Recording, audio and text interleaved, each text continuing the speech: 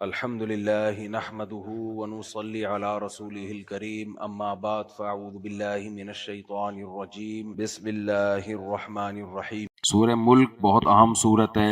حدیث میں ہے کہ جو روزانہ رات کو تلاوت کرے تو اللہ تعالیٰ اسے عذاب قبر سے محفوظ رکھتے ہیں، اس لیے اس کا ڈیلی تلاوت کا معمول بنانا چاہیے، بلکہ حفظ کر لینی چاہیے۔ بچپن میں کچھ صورتیں انسان حفظ کر لے وہ ہمیشہ یاد رہتی ہیں، تو بڑے ہو کر بھی یاد کی جا سکتی ہیں۔ ہم جب چھوٹے تھے تو رواج تھا کہ سورہ یاسین، سورہ ملک، سورہ سجدہ، سورہ واقعہ، یہ سب کو یاد کرانے کا۔ تو میں نے جب یہ یاد کی، میرے بڑے بھائی نے یاد کرائی تھی مجھے، تو پھر مجھے حفظ کا شوق پیدا ہو گیا، پھر پورا ہی حفظ کر لیا۔ تو ایک حدیث میں آتا ہے کہ جس کے گھر میں، جس کے دل میں بالکل بھی قرآن نہیں ہے تو ایسے ہے جیسے اجڑا ہوا گھر۔ بعض لوگوں کو بالکل بھی قرآن یاد نہیں ہوتا، تو یہ ایسے ہے جیسے اجڑا ہوا گھر ہوتا ہے نا، گھر ہے مگر آباد نہیں ہے۔ جیسے میں بتاتا ہوں نا، ہزار ہزار گز کے بنگلے ہیں، بچے مارکیٹ سے شارٹ، اس میں بچے نہیں ہوتے، تو اجڑے ہوئے ہی ہوتے ہیں وہ۔ تو سورہ ملک کی ابتدا اللہ نے کی ہے۔ اللہ تعالیٰ بہت برکت والی ذات ہے جس کے ہاتھ میں بادشاہی ہے، جس نے موت اور زندگی کو بنایا۔ لیبلوکم ایکم احسن عملا، کیوں بنایا؟ یہ بڑی زبردست بات ہے۔ دنیا میں کسی قوم کے پاس اس سوال کا جواب نہیں ہے، تبھی تو بھٹکتے پھر رہے ہیں۔ آپ کسی سے بھی پوچھ لیں بھائی ہمیں کیوں بنایا، تمہیں کیوں بنایا، جاپان والوں کو کیوں بنایا، امریکہ والوں کو اللہ نے کیوں بنایا، کسی کے پاس اس سوال کا جواب نہیں ہے۔ جب یہی نہیں پتا ہم کیوں بنے ہیں تو جس کام کے لیے بنے اس میں استعمال ہوں گے پھر، ہے بھائی؟ آپ کو یہی نہیں پتا کہ میری بیگم نے یہ پراٹھا کیوں بنایا ہے، سب کو پتا ہوتا ہے کھانے کے لیے بنایا نا، لیکن جس کو نہیں پتا ہو تو وہ کیا کرے گا؟ سوچتا ہی رہے گا قیامت تک بیٹھے ہوئے۔ تو ہمیں پتا ہوتا ہے کھانا کھانے کے لیے، لہذا ہم کیا کرتے ہیں؟ کھا لیتے ہیں۔ سواری چلنے کے لیے، سوار ہونے کے لیے، تو سواری پہ کیا کرتے ہیں؟ سوار ہو جاتے ہیں۔ تو پیسہ استعمال کرنے کے لیے تو استعمال کر لیتے ہیں۔ بہت ساری چیزیں، تو دنیا میں ہر چیز کا کوئی نہ کوئی مقصد ہوتا ہے۔ یہ کیسے ممکن ہے کہ انسان آیا اور اس کا کوئی مقصد ہے ہی نہیں، بس مزے اڑاؤ، فحش فلمیں دیکھو، ڈرامے دیکھو، اور خواتین تو سارا دن ٹک ٹاک پہ وہ بیوٹی کی ٹپس دیکھتی رہتی ہیں، بیوٹی پارلر اور بیوٹی کی ٹپس، اور یہ کریم اور وہ لوشن، یہ سب منجن ہے، ذہن میں رکھو۔ اب یہ میرا ٹاپک نہیں ہے لیکن بتا دوں، یہ جتنے کمپنیوں کے لوشن بیوٹی کے لیے آ رہے ہیں، یہ سب بیوٹی کا بیڑا غرق کر رہے ہیں، سب بیوٹی کا بیڑا غرق کر رہے ہیں۔ تو جو اللہ تعالیٰ نے نیچرل رکھا ہے نا، نیچرلی رہنے دینا چاہیے اس کو۔ کینسر ہو رہی ہیں عورتوں کو یہ کریمیں لگا لگا کے، اسکن کینسر، کتنا ہی ایڈورٹائزمنٹ کے ذریعے کسی چیز کو پروموٹ کیا جائے، کبھی بھی اس کے جھانسے میں مت آؤ۔ ڈاکٹر بھی ریکمینڈ کر رہا ہو پھر بھی مت لو، ڈاکٹروں کی تحقیق بھی بدلتی ہے۔ تو ہمیشہ سے جو بیوٹی کی ٹپس ہمیشہ سے استعمال ہوتی آ رہی ہیں، آج بھی کیا ہے؟ وہی ہیں۔ اب یہ ٹاپک نہیں ہے لیکن اب چل گیا 2 منٹ میں سمیٹ کے، ہم نے آگے پھر چلنا ہے نا۔ بیوٹی کے لیے خواتین کو بہت شوق ہوتا ہے نا، 2 کام کر لیا کرو بھائی۔ ایک، اندر سے صحت اچھی رکھو، پراٹھے مراٹھے مت کھاؤ، گندم میں آج کل کارب بہت زیادہ ہے، کاربوہائیڈریٹ بہت زیادہ ہے، چاول ہے، گندم ہے، یہ چیزیں چھوڑنی پڑیں گی۔ اب یہ چھوڑنے کے لیے تیار ہے نہیں، نہ مرد تیار ہے نہ عورتیں تیار ہیں۔ برگر، پیزے، لڈو، جلیبی، اور اللہ کی پناہ جب میرے سامنے کوئی رس ملائی لا کے رکھتا ہے نا جس میں وہ نہیں پڑا ہوا ہوتا، اور وہ ربڑی، مجھے نہیں یاد پڑتا میں نے 10 سال میں کبھی ربڑی کھائی ہو۔ اگر بہت کوئی اصرار کرے گا نا، یوں کر کے چکھ لوں گا۔ ٹاپک نہیں ہے، اب یہ لوگ پھر پریشان ہونا شروع ہو جاتے ہیں۔ ربڑی سے ربڑ بن جاتا ہے آدمی، عورت بھی مرد بھی۔ تو اندر سے بیوٹی ہوتی ہے، اس میں کیا ہے بھائی؟ خوراک اپنی کیا کرو؟ صحیح کرو، میٹھا کم کرو، اور اوپر کی جو بیوٹی ہے اس کا تعلق نہانے دھونے سے، نہا لو بھائی، ختم۔ بہت زیادہ ہو گیا تو بھائی وہ اللہ بھلا کرے آپ کا، ڈیٹول سے نہا لو، تیزاب سے نہا لو، بالکل فریش ہو جاؤ گے، ٹھیک ہے نا۔ ایلو ویرا ہے نا، ایلو ویرا کی جیل خرید لیں گی خواتین مہنگی، ابے گھر میں ایک گملہ لا کے ایلو ویرا لگا لو، ڈائریکٹ اسی کو چہرے پہ مسل لیا کرو۔ ہمیشہ سے لوگ استعمال کرتے آ رہی ہیں۔ ایلو ویرا نہیں ہوتا گھی کوار، یہ کھایا بھی جاتا ہے، چہرے پہ لگایا بھی جاتا ہے۔ مجال ہے وہ مہنگی کریمیں باہر سے لے لیں گی، مگر یہ نہیں کہ گھر میں گملہ لگا کے وہی ایلو ویرا چہرے پہ مسل دیا جائے۔ تو آدمی بھی کر سکتا ہے، لیڈیز بھی کر سکتی ہیں۔ خیر، تو یہ بہت منجن، ایک ڈاکٹر نے بتایا کہ جس چیز کو بھی ٹیلی ویژن پہ پروموٹ کیا جا رہا ہے نا، چاہے کوئی بھی پیکنگ کی چیز ہو، اس کا مطلب یہ کھانے کی، یہ استعمال کرنے کی چیز نہیں ہے۔ چلو ہم بھائی کہاں چلے گئے؟ تو اللہ تعالیٰ نے لیبلوکم ایکم احسن عملا، اور کچھ خشک میوہ جات بھی ہیں۔ بادام کا بہت گہرا تعلق ہے بیوٹی سے، بس یہ بات رہ گئی تھی، ایسا نہ ہو۔ بادام کھایا کریں، ٹھیک ہے نا، وائٹامن ای ہوتا ہے اس میں۔ زیتون کا ایکسٹرا جو ورژن ہے نا، اولیو کچا، 1-2 چمچے وہ پی لیا کریں، بس کافی ہے۔ پھر بھی بیوٹی نہ ہے نا، اس کا مطلب بیوٹی ہے ہی نہیں بھائی، سافٹ ویئر ہی نہیں ہے اپنی بیوٹی کے، سمجھ رہے ہو؟ سافٹ ویئر بھی تو ہونے چاہیے نا۔ تو ایک گنجا چلا گیا نا کہ مجھے صحرا باندھنا ہے، تو کسی نے کہا کہ کیلے اسے ٹھوکوں گا میں، یہاں پہ ٹکے گا کہاں یہ صحرا؟ تو بھائی صحرے کا وہی نہیں ہے نا، کوئی اس کو پکڑنے والی کوئی چیز ہی نہیں ہے صحرے۔ خیر، تو اللہ نے کیا فرمایا؟ تو میں اس کر رہا تھا بھائی ہر چیز کا مقصد ہوتا ہے، تو انسان کا مقصد اللہ نے بتایا ہے. یہ صرف کون بتاتا ہے؟ اسلام. اللہ کہتے ہیں الذی خلق الموت والحیات، میں نے موت اور زندگی کو پیدا کیا، لیبلوکم ایکم احسن عملا. کتنا سکون دے دی اللہ نے ہمیں یار ہماری زندگی میں. فرمایا میں دیکھنا چاہتا ہوں تم میں اچھا عمل کون کرتا ہے. بس اب ہماری پوری زندگی اسی اصول کے تحت گزرے گی. آپ کہو بھائی یہ تو اللہ نے مشکل میں ڈال دیا ہمیں، یہ تو بڑا مشکل کام ہمارے ذمہ لگا دیا، بس ہمارا ایک ہی ہدف ہے اچھا کرنا ہے، تو یہ تو بڑا مشکل کام ہو گیا نا. بھائی گندا بننا ہمارا کام ہوتا تو آسان ہوتا. بھائی گورے کا کام کیا ہے؟ اچھے برے کی اس کو کوئی غرض نہیں ہے، وہ شراب پیتا ہے، زنا کرتا ہے، یہ کرتا ہے، وہ کرتا ہے، اور ہمیں اللہ نے کہہ دیا بھائی اچھا بننا تمہاری زندگی کا ہدف ہے. تو میں یہ کہہ رہا ہوں اللہ نے ہمیں سکون میں دے دیا. سوال پیدا تو سکون میں نہیں، اللہ نے تو ہمیں کیا کر دیا ہے؟ ٹینشن میں ڈال دیا ہے. بھائی جان سکون میں ڈال دیا اللہ تعالیٰ نے. آپ کسی چیز پہ عمل کریں نہ کریں، لیکن آپ کو پتا ہونا کہ صحیح ٹریک ہے کیا، زندگی سکون سے گزرتی ہے. بے شک وہ ٹریک مشکل ہو، لیکن ایک ٹریک آسان ہے، مگر آپ کو پتا نہیں کہ یہ مجھے میری منزل تک لے کے جا رہا ہے کہ نہیں جا رہا. تو بس کا اور اس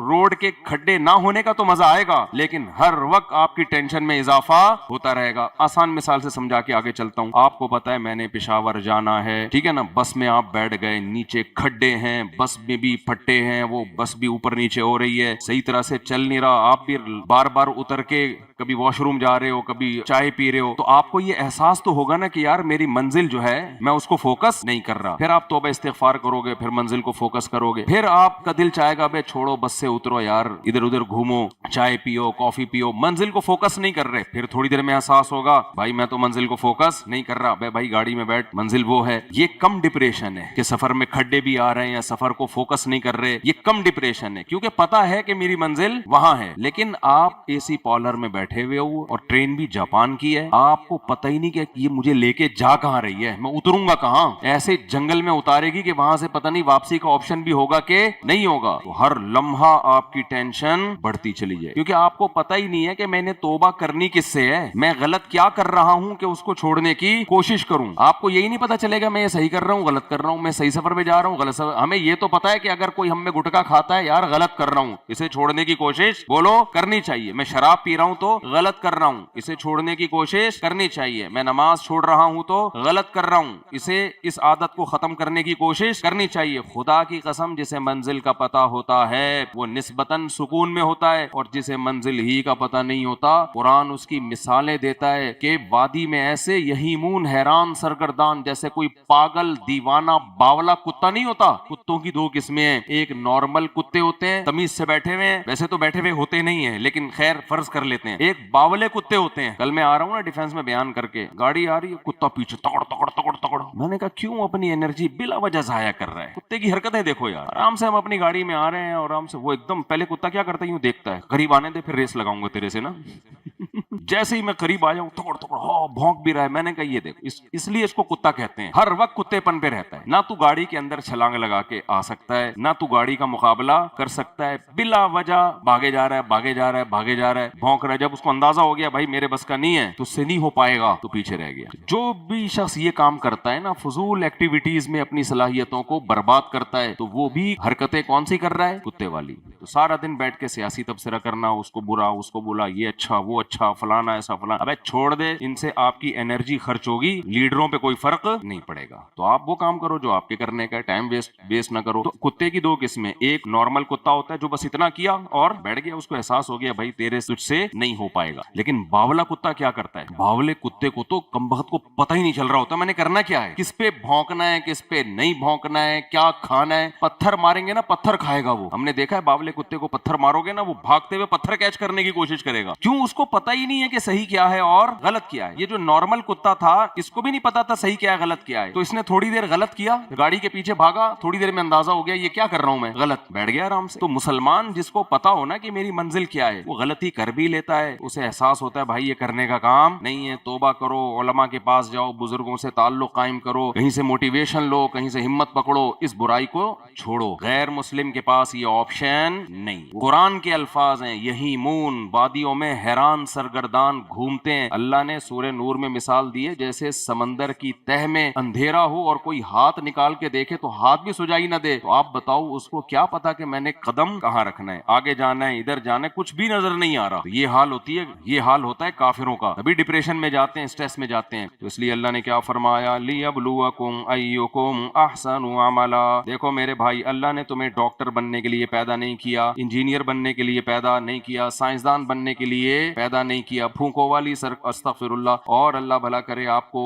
اللہ نے آپ کو جو پیدا کیا ہے نا, کس کام کے لیے؟ اللہ دیکھتا ہے کہ میری نظر میں اچھا کون بنتا ہے. تو اگر آپ ڈاکٹر بن رہے ہیں اللہ کی نظر میں اچھا بننے کے لیے, کیوں؟ اللہ کہتا ہے جس نے ایک انسان کی جان بچائی اس نے انسانیت کی. تو آپ ڈاکٹر اس نیت سے بن رہے ہیں کہ اللہ کو انسانیت کی خدمت پسند ہے, تو میں انسانیت کی خدمت کروں گا. کس کے لیے؟ اللہ کے لیے. پھر یہ ڈاکٹر بننا اچھا عمل ہوگا. ادروائز پیشہ ہے بھائی, ٹھیک ہے, نوٹ چھاپو. تو اگر آپ انجینئر بن رہے ہو اس نیت سے بھائی کہ میں قوم کی کیا کروں گا, جگہ جگہ انسان کو انجینئرز کی ضرورت پڑتی ہے, میں قوم کی خدمت کروں گا, میں چینل کھول کے استغفر اللہ, میں قوم کی کیا کروں گا بھائی, خدمت کروں گا. تو آپ اس نیت سے بن کے قوم کی خدمت کر رہے ہو, تو یہ انجینئر بننا بھی آپ کے لیے کیا بن جائے گا. جو مسلمان قوموں نے پوری دنیا کو فتح کیا ہے تو ان کے پاس انجینئرز ہی تو تھے جو ان کو مختلف مشینیں بنا کے دیتے تھے, ساؤنڈ سسٹم بنا کے دیتے تھے. آپ کو پتا ہے کہ پہلے زمانے میں جب ہزاروں کا مجمع ہوتا تھا تو کیسے خطاب ہوتا تھا, تو ساؤنڈ سسٹم اس دور میں بھی تھے جو وہاں کے مسلمان انجینئرز نے, مہندس کہا جاتا ہے عربی میں انجینئر کو. تو خیر, آپ تاجر بن رہے ہو, اگر تجارت برائے تجارت مقصد ہے تو یہ کوئی اچھا عمل نہیں ہے بھائی. دنیا وہ تو کافر بھی تاجر ہوتے ہیں, لیکن آپ تاجر بن رہے ہو, آپ کی نیت ہے کہ میں تاکہ لوگوں کے سامنے ہاتھ نہ پھیلاؤں, اللہ کو اوپر والا ہاتھ نیچے والے ہاتھ سے, جملہ کمپلیٹ کر دیا کریں, پسند ہے. مانگوں گا صرف اللہ سے, اللہ کے سوا ریکارڈ نہیں کرو, اللہ کے سوا کسی سے بھی نہیں مانگوں گا. تو اگر یہ نیت ہے, رشتہ داروں پہ خرچ کروں گا, سمجھتے ہو کہ نہیں سمجھتے, یہ نیت ہے. صدقہ خیرات کیا کروں گا, یہ نیت ہے. تو بھائی یہ تجارت تو بہت بڑی فضیلت ہے. سورہ مزمل ہم نے پڑھی, اس میں بھی اللہ نے تجارت کا تذکرہ کیا. تہجد اور تجارت کا ساتھ ساتھ تذکرہ کیا اللہ تعالیٰ نے, تہجد اور تجارت کا. یعنی اس سے تو لگ رہا ہے تہجد اور تجارت میں اللہ کے ہاں کوئی فرق ہے ہی نہیں, ٹھیک ہے نا. یعنی اللہ نے سورہ مزمل میں فرمایا کہ بھائی تم کچھ رات میں آرام کر لیا کرو, کیوں؟ صبح تم نے تجارت بھی کرنی ہوتی ہے اور جہاد بھی کرنا ہوتا ہے. تو تہجد ساری رات نہیں پڑھو, تو جہاد بھی کرنا ہے تجارت بھی. وجہ اس کی ہے کہ تجارت کے بغیر جہاد ہوتا نہیں ہے. آج ہم کیوں کمزور ہو گئے ہیں؟ اکنامکلی ہم کمزور ہیں. تو جب انسان اکنامکلی کمزور ہوتا ہے, عسکری میدان میں بھی کمزور ہونے کا خطرہ ہوتا ہے. تو اس لیے کام چھوڑنا کوئی نہیں ہے بھائی, کام حلال سارے کرنے ہیں. نیت کیا ہونی چاہیے؟ اللہ کی رضا. تو پھر آپ اللہ کی نظر میں اچھا عمل کرنے والے کہلاؤ گے. تو اللہ نے پیدا اسی لیے کیا ہے. پھر اللہ نے اس کائنات کی وسعتوں کو بیان کیا, اپنی قدرت کو بیان کیا سورہ ملک میں. دیکھو, اس نظر اٹھا کے دیکھو, اس کائنات میں تمہیں کوئی فالٹ نظر نہیں آئے, کوئی فالٹ نہیں. ہر چیز میں ایک بہترین ایڈجسٹمنٹ ہے, مینجمنٹ ہے. تو یہ بھائی مینیجر کے بغیر نہیں ہو سکتا سب کچھ, یہ خود بخود نہیں ہو سکتا. پھر اللہ نے جو لوگ رب کا انکار کرتے ہیں, یعنی اتنے ایسا رب جس نے پیدا کیا, یہ نعمتیں دکھائیں, اللہ نے ان کو دھمکی دی ہے. فرمایا وَلِلَّذِينَ كَفَرُوا بِرَبِّهِمْ, جو لوگ اپنے رب کا انکار کرتے ہیں, عذاب جہنم, ان کے لیے سخت عذاب ہے, جہنم کا عذاب. وَبِئْسَ الْمَصِيرُ, اور کیا ہی برا ٹھکانہ ہے. اِذَا أُلْقُوا فِيهَا, جب یہ لوگ اس جہنم کی آگ میں ڈالے جائیں گے, سَمِعُوا لَهَا شَهِيقًا وَهِيَ تَفُورُ, سخت چیخو پکار سنیں گے اس میں, اور وہ کھول رہی ہوگی جہنم. تَكَادُ تَمَيَّزُ مِنَ الْغَيْظِ, ایسا لگے گا کہ قریب ہے کہ غصے سے پھٹ جائے. اللہ نے جہنم کو بھی کسی درجے میں حص دی ہے, یعنی اس کی جو وحشت کا منظر ہوگا نا, جب اس آگ کا جو منظر ہوگا, ایسے لگے گا جیسے یہ غصے میں ہے. اور ہم جب بہت کوئی غضب میں ہوتا ہے, ہم کہتے ہیں نا ایسا لگ رہا ہے غصے سے یہ کیا ہو جائے گا, پھٹ جائے گا. یہی الفاظ اللہ نے کس کے لیے استعمال کیے؟ جہنم کی آگ کے لیے. کلما القی فیہا فوج, اللہ کہتے ہیں جب بھی اس میں کوئی لشکر لا کے ڈالا جائے گا, پھینکا جائے گا اس آگ میں, سألہم خزنتہا, تو جہنم کے جو داروغہ ہیں وہ ان سے پوچھیں گے, الم یاتکم نذیر, کیا تمہیں کسی نے اس جہنم کی آگ سے ڈرایا نہیں تھا, تم کیسے آج اس میں جا رہے ہو؟ کیونکہ فرشتوں کو بھی پتا ہے بھائی اللہ ظالم نہیں ہے. کل میں نے نا فیس بک پہ ایک ویڈیو دیکھی, اس قدر ترس آیا ہے نا, دل ایسا پگھلا ہے کہ کیسے کیسے دنیا میں سخت دل لوگ. کسی گاؤں میں دکھایا کہ آگ جلائی ہوئی ہے, آگ, اور ایک بکری کو دو بندے اٹھا کے نا الٹا ٹانگوں سے پکڑ کے اس آگ میں پھینک رہے ہیں زندہ کو. جیسے ہی پھینکتے ہیں وہ بیچاری ایسی معصوم آواز میں کرتی ہے, کتنی سخت تکلیف ہے آگ کی, اور اس آگ سے نکل کے بھاگتی ہے وہ, پھر لا کے اس کو دوبارہ پھینک دیتے ہیں. یار تم اگر جانور کا گوشت پکا رہے ہو, کتنا ٹائم لگتا ہے, گلے پہ ایک چھری چلا دو, اس عذاب سے تو بچے ہی ہے. ایسے ہی اس کی درد والی والی آواز جانور کی نا, بچہ تھا وہ, بکری بھی پوری نہیں تھی, تھوڑے سے ایسی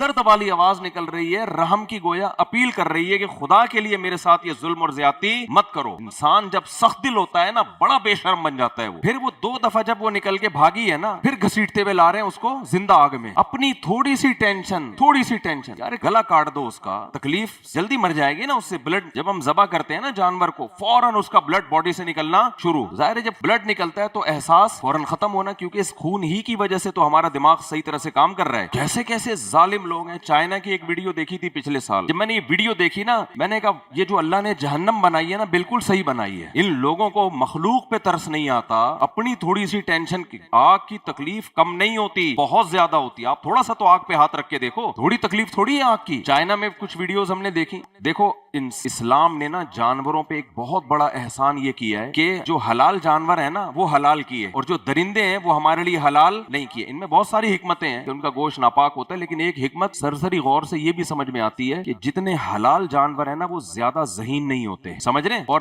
درندے اور حرام جانور جو ہے نا ان میں ذہانت زیادہ ہوتی ہے, تبھی ان کو سدھایا جاتا ہے. کتا کتنا ذہین ہے. اب ہم نے دیکھا ہے بقرعید میں 100 گائے کھڑی ہوئی ہے نا, اجتماعی قربانی ہو رہی ہے. ایک گائے کو آپ ذبح کر رہے ہیں نا, اس کے قریب کھڑی ہوئی دوسری گائے انجوائے کر رہی ہوتی ہے, دم ہلا رہی ہوتی ہے. اس کی بیچاری کو یہ عقل نہیں ہے کہ اگلا نمبر کس کا ہے, بولو میرا ہے. اس سے وہ اس اذیت سے بچ جاتی ہے. اذیت بس وہی ہوگی جب گلے پہ چھری چلے گی, اس کو اذیت نہیں ہوگی, اس کو احساس نہیں ہوگا کہ اب میں بھی پھانسی کے پھندے پہ لٹکنے والی ہوں. 100 گائے ہم نے دیکھا ہے نا, اجتماعی قربانیاں ہوتی ہے, ایک گائے لٹاؤ دوسری انجوائے کر, اس کو پتہ ہی نہیں. ہاں بدکنے سے کوئی گائے بدک جائے تو ایک الگ بات ہے, لیکن کتوں میں ایسا نہیں ہوتا, بندروں میں ایسا نہیں ہوتا. آپ ایک لائن سے کتے ہیں نا, ایک کو ماریں گے نا جان سے, اگلے کو پتا ہے کہ اب کس کا نمبر آ رہا ہے, میرا نمبر. آپ ویڈیوز دیکھ لیں یوٹیوب پہ, چائنا میں جو کتے مارے جاتے ہیں نا, باقی کتے ایسا لگ رہا ہوتا ہے وہ رحم کی ایسی آواز نکال کے رو رہے ہوتے ہیں نا کہ انسان کو اس پہ ترس آ جائے. وہ رحم کی اپیل کر رہے ہوتے ہیں کہ خدا کے لیے مجھے چھوڑ دو. ایسا ہی لگتا ہے جیسے انسانوں کا کوئی مذبح خانہ ہو, ایک انسان کو ذبح کریں دوسرے انسان کو, تو باقیوں پہ کیا گزرے گی, باقی تو ویسے ہی ہارٹ اٹیک سے مر جائیں گے. تو یہ بھی ایک حلال جانور میں آپ ایک مرغی کو ذبح کرو, دوسری مرغی کو کوئی احساس نہیں ہوتا کہ میرا بھی نمبر آنے والا ہے. یہ جو حرام بندروں کا دیکھ لیں آپ, بعض قوموں میں بندر کھائے جاتے ہیں. جب بندر کے بچے کو پکڑا جاتا ہے نا کھانے کے لیے, ایسے وہ مچل رہا ہوتا ہے, چیخ رہا ہوتا ہے, بالکل جیسے انسان کا بچہ ہے, اس کو پتا ہے کہ مجھے قتل کرنے کے لیے لے کے جا رہے ہیں, وہ پھانسی کے مجرم کو قتل کرنے کے لیے لے کے جا رہے ہیں. تو سینے میں دل نہ ہو, خدا کا خوف نہ ہو, انسان سے بڑا درندہ پھر دنیا میں کوئی نہیں ہے. یہ جو جنگ عظیم پہلی اور دوسری جنگ عظیم میں جنگی قیدیوں کے ساتھ جو سلوک ہوتا تھا نا, جو باقیات باقی رہ گئی ہیں, بہت سی تو خبریں غائب, جو چیزیں باقی رہ گئی ہیں نا, وہ ظلم ایسا ہوتا تھا جنگی قیدیوں کے ساتھ کہ آپ کی روح کانپ اٹھے. کئی دن قیدیوں کو جگایا جاتا تھا کہ سونے نہ دو ان کو, صرف ایکسپیریمنٹ کرنے کے لیے, تجربہ کرنے کے لیے کہ نہ سونے سے انسان کے دماغ میں کون سے کیمیائی ری ایکشن ہوتے ہیں. سمجھتے ہو کہ نہیں سمجھتے؟ نہ سونے سے کیا ہوتا ہے تاکہ ہم کوئی میڈیسن ایجاد کر سکیں. اس کے تجربے کس پہ ہو رہے ہیں, جنگی قیدیوں پہ. ان کو انسان ہی نہیں سمجھا جاتا. پھر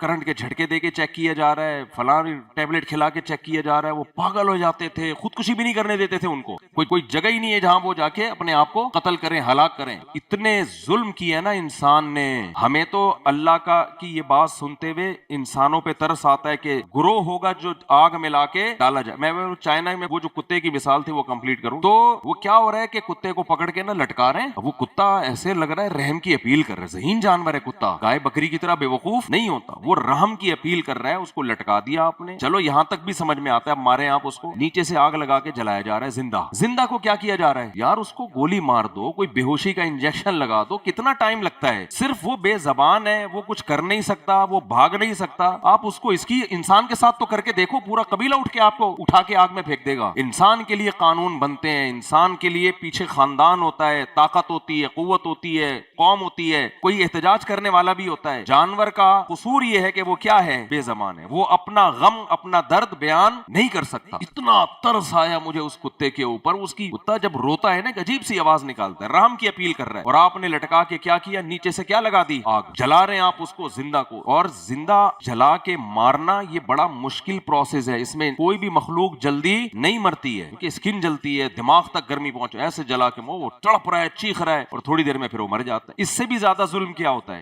یہ بھی ویڈیوز یہ ساری یوٹیوب پہ پڑی ہوئی ہیں, آپ کو نظر آ جائیں گے. زندہ جانور اٹھا کے کھولتی کڑاہی میں ڈال دیا, اور اوپر سے ڈھکن بند. ہمارے ایک دوست نے چائنا میں یہ منظر دیکھا, کہتے ہیں کتے کو بڑے کوکر میں نا زندہ کتا, اور کتا وہی رحم کی اپیل کر رہا ہے, اس کو پتا ہے کہ میرا کیا حشر ہونے والا ہے, رحم کی اپیل کر رہا ہے, اٹھا کے اس کو زندہ کوکر میں ڈالا ہے, زندے کو کوکر میں ڈالا ہے, کڑھائی میں, تیل کی کڑھائی, اور اوپر سے ڈھکن بند. کیا نہ چیخو پکار کی آواز باہر آتی ہے, کیا, اور زبان جل رہی ہے, آنکھیں جل رہی ہیں. آدھے گھنٹے کے بعد, 15 منٹ کے بعد, جو بھی ان کا ٹائم ہے, کہہ رہے ہیں نکالا ہے تو وہ زندہ تھا وہ, منہ اس کا ہل رہا تھا, اور پھر اس کھال اتار کے چلو بھائی کباب بنا کے اس کے نا لوگوں کو بانٹ. کیا کر رہے ہو یار تم؟ قرآن حدیث میں کیا آتا ہے, لا يعذب بالنار الا رب النار. انسان کو حق نہیں ہے کہ کسی کو آگ سے بولو تکلیف پہنچائے, یہ انسان کا رائٹ نہیں ہے, اللہ نے انسان کو یہ اتھارٹی نہیں دی ہے. تو اس لیے جب ہم سنتے ہیں نا کہ جہنم میں جلایا جائے گا تو ہمیں ترس آتا ہے, لیکن جب یہ منظر دیکھتے ہیں نا ہم, تو خدا کی قسم میرا دل یہ کر رہا تھا کہ کاش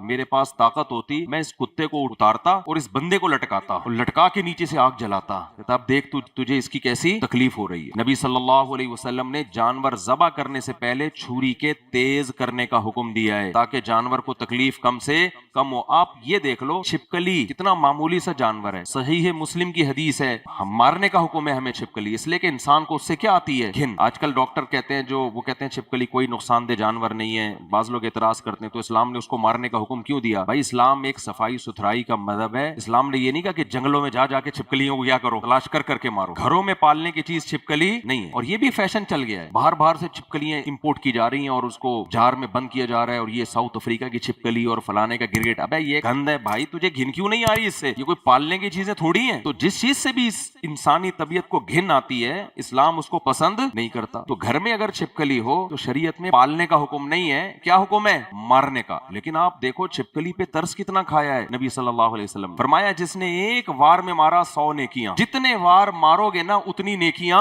کم, کیونکہ ایک بار میں مارو گے اس کو تکلیف کیا ہوگی؟ مارے جاتے ہیں نا, ایک چپل لگائی, چھپکلی بھی چپل بن گئی, ختم, اس کو پتہ ہی نہیں, مر گئی. اور جو اناڑی لوگ مارتے ہیں وہ کیسے مارتے ہیں؟ پہلے وہ دم کا ناچ دیکھتے ہیں تھوڑی دیر تک, مائیکل جیکسن تو مر گیا بیچارہ, اب اس کا ڈانس دیکھا نہیں جا رہا لائیو, تو اب وہ کیا دیکھ رہے ہیں, پہلے اس کے تڑپا رہے ہوتے ہیں اس کو, پھر اس طرح مارا, پھر اس طرح مارا, نشانہ ادھر بھی غلط لگا تو ادھر, پھر وہ ایسے لنگڑی ہو کے بھاگ رہی ہے. جی میں نے تھائی لینڈ میں ایک دیکھا منظر, زندہ چھپکلی کو کانٹے پہ لگایا ہوا ہے, زندہ, اور اس سے مچھلی کا شکار کر رہا ہے. ایک بندے کو دیکھا میں نے, غیر مسلم تھا, خیر کوئی یہ کام مسلم کرے غیر مسلم کرے ظلم ہے, تو کیا کیا ہے, چھپکلی کو نا یہاں کانٹا لگایا ہوا اور یوں اٹھا کے پھینکتا ہے, زندہ, وہ پانی کے اندر تڑپ رہی ہے تاکہ مچھلی آئے, نہیں آئی تو واپس نکالا, پھر اٹھا کے پھینکا. میں نے کہا یار اس کو کوئی سمجھائے, یہ کیوں اس جانور کو اتنا تو اذیت دے رہا ہے, مار کے ڈال دے. نہیں جی مچھلی جو ہے وہ زندہ اس پہ آتی ہے, تو نہیں آ رہی نا, اتنی دیر سے نہیں آ رہی ہے تو چھوڑ دے اس کی جان. تو پانی میں ڈبو رہے ہیں آپ اس کو, پھر نکال رہے ہیں, پھر ڈبو رہے ہیں, پھر نکال رہے ہیں, پھر ڈبو رہے ہیں, پھر نکال رہے ہیں, تو تھوڑا سا تو اپنے سینے میں دل پیدا کرو. یہ بھی بے زبان ہے,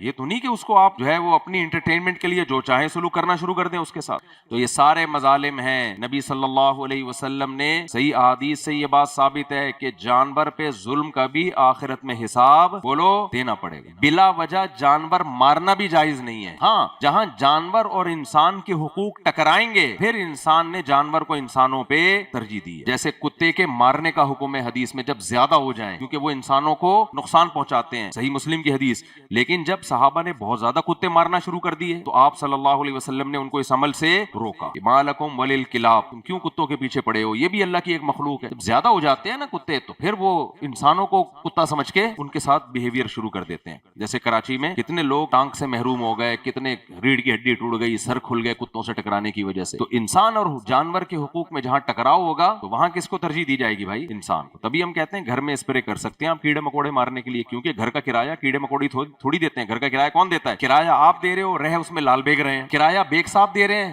اور رہ کون رہا ہے؟ لال بیگ صاحب. بیگ صاحب کو تو غصہ آئے گا نا. تو گھر آپ نے اپنے لیے رکھا ہے, چھپکلی اور گرگٹ کے لیے نہیں رکھا, تو وہاں مار سکتے ہیں, اسپرے کر کے مار سکتے ہیں آپ. کیڑے مکوڑوں کا وہ اسپرے بھی کر سکتے ہیں, جو بھی کر سکتے ہیں. لیکن بلا وجہ ایک آدمی تو بندوقیں لے کے نکلے کہ پوری دنیا سے چھپکلی کو ختم کروں گا, یہ عمل کیا کہلائے گا بھائی؟ یہ ناجائز عمل کہلائے گا. بلا وجہ جانور کا مارنا جائز نہیں. ہاں جو نقصان دے سکتے ہیں ان کا مارنا, جیسے حرم میں بھی جو نقصان دہ جانور ہے نا ان کا مارنا. حالانکہ حرم میں تو جانور مار ہی نہیں, کیوں بھی نہیں مار سکتے آپ, لیکن وہاں بھی نبی صلی اللہ علیہ وسلم نے چیل وغیرہ کو مستثنی کیا ہے, وہ انسان کو نقصان پہنچاتی ہے. تو جلدی سے بات کو میں سمیٹ کے اصل اس کی طرف آتا ہوں. نبی صلی اللہ علیہ وسلم نے کی حدیث ہے کہ بلی کو ایک عورت نے بھوکا رکھا, وہ بلی تنگ کرتی تھی. بلی اگر بہت زیادہ تنگ کرتی ہے تھیلے میں بند کر کے کہیں دور ڈال کے آ جاؤ, پھر پھر بھی بار بار آ رہی ہے تو اس کو مار بھی سکتے ہو آپ، لیکن وہی بات ہے ایسی تکلیف سے مارا جائے کہ ایسے طریقے سے مارا جائے کہ تکلیف کم سے، بعض دفعہ بہت تنگ کرتی ہیں، مرغیاں کھا رہی ہوتی ہیں اور بھی تنگ کر رہی ہوتی ہیں، گند کر رہی ہوتی ہیں، تو ایسی صورت میں اس طرح سے مارا جائے۔ لیکن اس عورت نے کیا کیا کہ بلی تنگ کر رہی تھی، اس نے انتقام لینے کے لیے اس کو باندھ دیا، وہ باندھ کے بھوک اور پیاس سے وہ مر گئی۔ کس قدر تکلیف ہے کسی مخلوق کا بھوک اور پیاس سے تڑپ تڑپ کے۔ رمضان میں دیکھ رہے ہو نا افطاری کے وقت کیا حالت ہو رہی ہوتی ہے، ایک ایک سیکنڈ گزرنا مشکل ہو رہا ہوتا ہے، اتنی بھوک لگ رہی ہوتی ہے، بھوکا رکھ کے اس کو مار دیا۔ تو حدیث میں نبی صلی اللہ علیہ وسلم نے فرمایا اللہ نے اس کے سارے اعمال کو ضائع کیا اور اس کو جہنم میں ڈال دیا۔ اب آپ یہ کہہ سکتے ہو کہ اس نے بلی کو تو اتنی تکلیف نہیں دی جتنی اللہ نے اس کو سزا میں تکلیف دی۔ بھائی اللہ اپنی حیثیت کے حساب سے انتقام لیتا ہے، اللہ یہ نہیں دیکھتا کہ تو نے بلی کو اذیت دی ہے، اللہ کہتے ہیں تو انسان تھا اور تیرے اندر شعور تھا، تجھے پتا تھا کہ بھوک اور پیاس کی تکلیف کیا ہوتی ہے، تو نے اپنے تجھے اس کے اوپر ترس کیوں نہیں آیا؟ جب تجھے ترس نہیں آیا تو مجھے بھی تجھے عذاب دیتے ہوئے ترس نہیں آئے گا۔ اور تو نے بلی کو عذاب نہیں دیا ہے، تو نے اصل میں میرے حکم کو کیا کیا ہے؟ توڑا ہے۔ تو حکم کس کا توڑا جا رہا ہے؟ آپ زمین پہ فرعون بن کے حکم کس کا توڑ رہے ہو؟ اللہ کا حکم توڑ رہے ہو۔ تبھی تو اس جو آخرت کی سزائیں ہیں وہ ہلکی نہیں ہے، بہت زیادہ ہیں۔ وہ سزائیں اس بیس پہ نہیں ہے کہ آپ نے کس کا حق دبایا، وہ سزائیں اس بیس پہ ہے کہ آپ نے کس کے غضب کو دعوت دی ہے؟ اللہ کے غضب کو۔ جو آرڈر دینے والا ہوتا ہے نا، اس کے آرڈر کی وجہ سے آرڈر کی ویلیو بڑھ جاتی ہے۔ میں مثالیں دیتا ہوں، بھائی اگر کہہ رہا ہے پانی لے آؤ، آپ نہیں پلاتے، چھوٹا سا ایک آدھ تھپڑ کے مستحق ہو۔ باپ کہہ رہا ہے پانی لے کر آؤ، آپ پانی نہیں لے کر آتے، تو پھر تھپڑ کے بجائے کیا لگے گا؟ جوتا لگے گا۔ جرم تو ایک ہی ہے، پانی نہ لانا، لیکن آرڈر دینے والے سے اس جرم کی شدت بڑھتی چلی جا رہی ہے۔ تو چونکہ اللہ سے بڑا کوئی ہے نہیں، اس سے زیادہ احسان کرنے والا، اس سے زیادہ طاقتور، تو اس کے آرڈر کی ویلیو ہلکی نہیں۔ ایک چھوٹی سی مثال دے کے پھر آگے چلتا ہوں۔ دیکھو بنی اسرائیل کو اللہ نے کہا ہفتے کے دن مچھلی کا شکار نہ کرنا، انہوں نے کیا، اللہ نے بندر اور خنزیر بنا دیا ان کو۔ حالانکہ گورنمنٹ آرڈر دیتی ہے اس دن شکار الاؤ نہیں ہے، آپ کر لو تو کیا بندر خنزیر بن جاؤ گے؟ ہے بھائی، زیادہ زیادہ پینلٹی آئے گی، جرمانہ آئے گا، لائسنس آپ کا کینسل ہو جائے گا، یہی ہوگا نا۔ فرق کیا ہے بھائی؟ وہ ایک گورنمنٹ کا آرڈر تھا، اور یہ کس کا آرڈر تھا؟ رب کا، جس کے احسانات ہیں، جس نے بنی اسرائیل میں موسیٰ کلیم اللہ کو بھیجا تھا، جس نے بنی اسرائیل میں تورات نازل کی، ان کو زمین پر حکومت اور خلافت دی۔ جب اتنے احسانات کے بعد ایک آرڈر دیا جاتا ہے نا کہ بھائی ہفتے میں 6 دن شکار کر سکتے ہو، اللہ کے لیے صرف ایک دن کیا کرنا ہے؟ اجتناب، اور آپ اسی دن جا کے شکار کر رہے ہو، تو پھر بندر اور خنزیر بننا بنتا ہے۔ اللہ بچائے ہم سب کو اس عذاب سے۔ سمجھتے ہو کہ نہیں سمجھتے ہو؟ تو اس لیے نبی صلی اللہ علیہ وسلم نے فرمایا جانور کے بارے میں بھی حدیث کا مفہوم ہے، جانور کے بارے میں بھی اللہ سے ڈرو۔ ایک اونٹ کے بارے میں آتا ہے، وہ بہت لاغر ہو گیا تھا، نبی کا معجزہ ہوا کہ اس اونٹ نے نبی صلی اللہ علیہ وسلم سے شکایت کی، تو آپ نے اس کے مالک کو بلا کے کہا کہ اس کے کھانے پینے کا خیال کیا کرو۔ میرے پاس کیسز آتے ہیں کہ جی وہ میرے بھائی نے پرندے پالے ہوئے تھے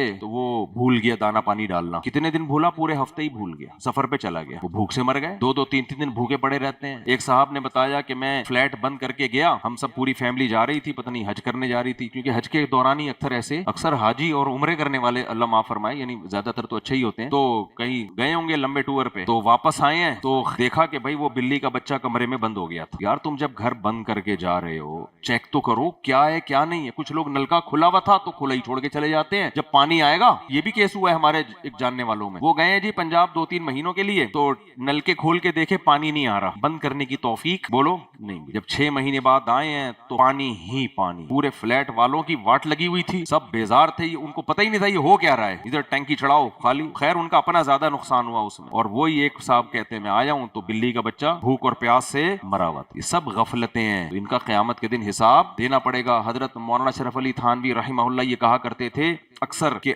بہت زیادہ کوئی شخص نیک بنتا ہے نا تو وہ یہ کوشش تو کر لیتا ہے کہ میرے عمل سے کسی کو تکلیف نہ ہو، میں ایسا عمل نہ کروں اپنے ارادے سے جس سے کسی کو تکلیف نہ ہو۔ کا اتنا کافی نہیں ہے بھائی، آپ کوئی بھی عمل کر رہے ہیں اس میں تکلیف دینے کا ارادہ نہیں کرتے، اتنا کافی نہیں ہے، بلکہ آپ نے پہلے ارادہ کرنا ہے، سوچنا ہے 100 دفعہ کہ میرے عمل سے کسی کو تکلیف ہوگی تو نہیں۔ جیسے بعض لوگ کیا ہوا، گاڑی نکالی، اسپیڈ سے آ رہے ہیں نا، ادھر گلی ہے، اب بھائی ہو سکتا ہے ادھر گلی سے کوئی بچہ بھاگتا ہوا آ رہا ہو، اسپیڈ سے آ رہے ہیں دھڑ کر کے بچے سے ٹکرا گئے، بچہ بھاگتا ہوا آیا، کوئی بائک والا بھاگتا ہوا آیا، تو کیا کہتے ہیں بھائی میرا ارادہ آپ کو تکلیف دینے کا نہیں تھا۔ گناہ سے بچنے کے لیے یہ عذر کافی نہیں ہے بھائی، آپ کا ارادہ تکلیف نہ دینے کا ہونا چاہیے پہلے سے۔ جب آپ ایک گلی کو کراس کر رہے ہیں تو آپ کو یہ احساس ہونا چاہیے کہ ایسا نہ ہو کوئی بائک والا آ رہا ہو یہاں سے یا کوئی بچہ بھاگتا ہوا آ رہا ہو، تو میں پہلے ارادہ کر لوں کہ میں کسی کو تکلیف نہیں دوں گا۔ جب آپ یہ ارادہ کریں گے تو اسپیڈ کیا کر دیں گے؟ سلو کر دیں گے۔ آج کل بس سوری وہ کونی لگ گئی، سوری सॉरी है। अबे तू कोनी ऐसे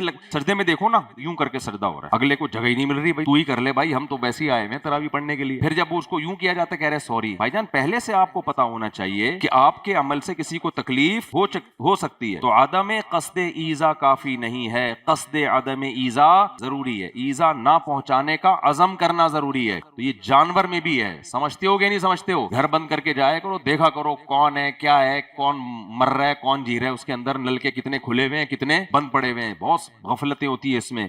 इसी में अब क्या करें, ये टॉपिक निकल पड़ा है। ग्लोब लगा देती हैं खवातीन, वो नहीं होता, वो जो कॉइल होती है ना मच्छर भगाने वाली, कितने हादसे हुए हैं उस कॉइल से। मैंने ये जितनी रिपोर्टें पेश कर रहा हूँ, ये सारी मुशाहिदे वाली रिपोर्टें हैं। आपके पास इतने मुशाहिदे आते कहां से हैं भाई? तो हमारे पास बच्चे तो नहीं है ना, हम कोई 10-12 साल के, जिंदगी इधर ही गुजारी है। एक घर में मैंने देखा, वो घर के सरबराह बार बार कह के ना, भाई देखो खवातीन से ना सर्दियों में ऐसा बहुत होता है, ये कॉइल दूर रखा करो, ये कॉइल दूर। अब खवातीन की तबीयत में गफलत होती है, भाई दूर ही तो है, भाई दूर तो है, लेकिन हो सकता है रजाई खिसक के वहां चली जाए, कंबल खिसक के वहां, नहीं जी इतनी दूर क्या चाय पीने जाएगा, वहां कोई होटल रखा हुआ है। यही चीजें होती हैं भाई। आप हत्तल इम्कान, जो 1% भी अगर इम्कान है ना आग लगने का, उस 1% चांस को भी क्या करो, बोलो खत्म। सब कुछ हो सकता है। ये दुनिया में जितनी आगे लगती हैं, ये इसी बेस पे तो लगती हैं कि ये समझते हैं कि 1% भी चांस नहीं। 1% चांस है तो 1% का क्या रिस्क लेना है, भी तो आग ना, कोई पटाखा थोड़ी फूट रहा है। मेरे सामने का वाकया ये क्या हुआ कि वो रात को किसी बच्चे का लिहाफ खिसक के ग्लोब कॉइल में जाके लगा, आग लगना शुरू हुई, बच्चे को पता नहीं। तो शोर हुआ, हमारे कुछ जानने वाले थे करीब में, जब शोर शराबे की आवाजें हुई, हम भी भागे कि क्या हो रहा है। घर में जब उनके गए हैं ना, तो पूरे कमरे में ना शोले बुलंद थे छत तक। अब बड़े लोग तो भाग गए, एक बच्ची कहाँ है, वो बेचारी बेड पे, खैर बच गई वो, अल्हम्दुलिल्लाह, अल्लाह ने फजल कर लिया। नीचे से पूरा जो है ना उनके सारे सामान वगैरह, इतनी सी चिंगारी ने थोड़ी देर में, और चंद सेकंड लेट तो बच्ची झुलस के कबाब कोयला बन चुकी होती। वो क्या जुल्म है यार। कितने केसेस हमारे, मैंने फतवा लिखा है, माँ कह रही है मैं सो रही थी, करवट ली, बच्ची दबके हलाक। दूध पीते बच्चे को ना माएं क्या करती हैं, अपने साथ करवट पे लिटा दिया, पीछे लिटा दिया ना, करवट इधर ली है तो कहती है हम तो भाई केयर कर रहे हैं। कौन माँ अपने बच्चे के ऊपर इस तरह करवट लेके आएगी? भाई सोते में आपको कोई बताएगा कि पीछे बच्ची है? सोते में पता होता है? बोलो ना क्या हो गया भाई, सोते में थोड़ी पता चलता है। तो फौरन मिसालें क्या होती हैं, भाई हम तो, हमारी तो अम्मी भी इसी तरह हमें पाला है, हमारी नानी ने भी पाला है, तो वो भी या आपको ही ज्यादा डर लग रहा है। भाई ये 1% भी चांस अगर हो तो वो रिस्क नहीं लिया जाता। 2 फतवे में ऐसे लिख चुका हूँ, 2 फतवे कि खातून का आया था कि किसी ने पूछा था, भाई खातून सो रही थी, माँ सो रही थी, करवट ली और बच्ची दब गई। अब वो होंगी, कोई मोटिवेट नहीं किया होगा उनको कि मोटी तो अपना वेट कम कर, लेकिन मोटी ना भी हो भाई, बच्चे के लिए तो पतली भी मोटी है ना। और सुनाओ क्या क्या। एक केस आया, माँ बच्चे को बिस्तर पे रख के चली गई। माँ जालिम नहीं होती बच्चे के लिए, ये सारी बेएहतियातियां हो रही हैं। कौन माँ चाहती है कि मैं अपने बच्चे को दबा के मार दूं, जान से मार दूं? बाद में सबसे ज्यादा रोना किसने? माँ नहीं रोना है। सारी बेएहतियातियां घरों में होती हैं। हदीस में आता है कि रात को चिराग बुझा के सो, सही हदीस है। चिराग जलते थे ना, चिराग, आप सल्लल्लाहु अलैहि वसल्लम ने रात को चिराग जलता रहने की इजाजत नहीं दी है। क्यों? फइन्नल फवैसिका तज़लिमुन नार अला अहलिहा। फरमाया ये जो चूहा है ना, ये ऐन मुमकिन है चिराग को गिरा दे और आग लग जाए। रात को हशरातुल अर्ज़ भी आते हैं, वो चूहा भागता हुआ चिराग को ठोकर लगाई और चिराग यानी गया और आपकी चादर से लग गया। तो इसलिए आपने एहतियात हुई, ये रिस्क लेने की जरूरत ही नहीं है। तो किस कदर एहतियात का हुक्म है शरीयत में। और तो वो मैं क्या बता रहा, हाँ क्या वाकया हुआ है, बच्चा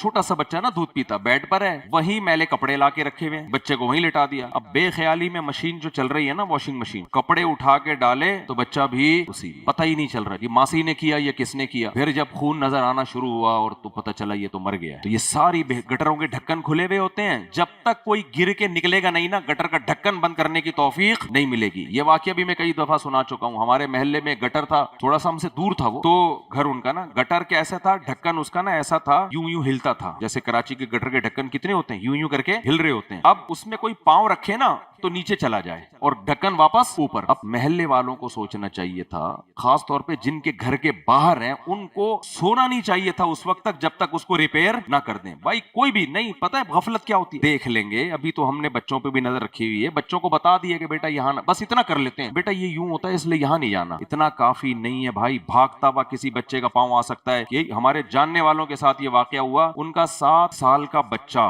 बड़ा खूबसूरत बच्चा था वो, माँ बाप परेशान है, बच्चा कहाँ गया, اعلان ہو رہے ہیں ہماری مسجد سے، بھائی تلاش کر رہے ہیں، بچہ نہیں مل رہا، اغوا تو نہیں ہوا. پھر پتا چلا جی کسی نے کہا کہ بھائی اس گٹر میں دیکھ لو، کسی کا دماغ ہی نہیں جا رہا وہاں پہ. بھائی ڈھکن تو کیا تھا، بند تھا. وہ تو کھول کے دیکھا ہے تو اندر مرا ہوا. کیا گزری ہوگی اس بچے پہ یار جب اندر گیا ہو. بہت ہی چترول لگانے والی چیزیں ہیں یہ مجھے محبت سے سمجھانے والی باتیں نہیں ہیں یہ تو. اور بھی بڑے کیسز ہیں، ایسے کیسز ہیں کہ ٹب رکھا ہوا ہے، بالٹی رکھی ہوئی ہے، اس میں پانی ہے. اب بچوں کی عادت ہوتی ہے اس میں پانی جھانک کے دیکھنے کی، چلتے ہوئے جاتے ہیں نا رڑتے ہوئے. اب بچہ یوں یوں کر کے دیکھ رہا ہے، لڑک گیا اس کے اندر. ماں کو پتہ ہی نہیں ہے، وہ ٹانگیں مار رہا ہے، بالآخر اس کی جان نکل گئی. بعد میں مائیں چیخ رہی ہیں بھائی بچہ تو کچھ بھی کر سکتا ہے، تو آپ نے یہ بے احتیاطی کی کیوں ہے؟ تبھی پتہ ہے قتل خطا پہ بھی دیت ہے اسلام میں. آپ سے غلطی سے بندہ مر گیا نا تو معاف نہیں ہے اسلام میں کہ آپ کے ایکچولی غلطی ہو گئی تھی. میں تو بلی کا نشانہ لے رہا تھا، اتفاق سے وسیم بھائی کے علاوہ کوئی اور سامنے آ گیا. میں تو یہ کر رہا تھا تو وہ مجھے کیا پتا تھا بندہ آ جائے گا. قصاص نہیں ہے کیونکہ جان کر نہیں مارا،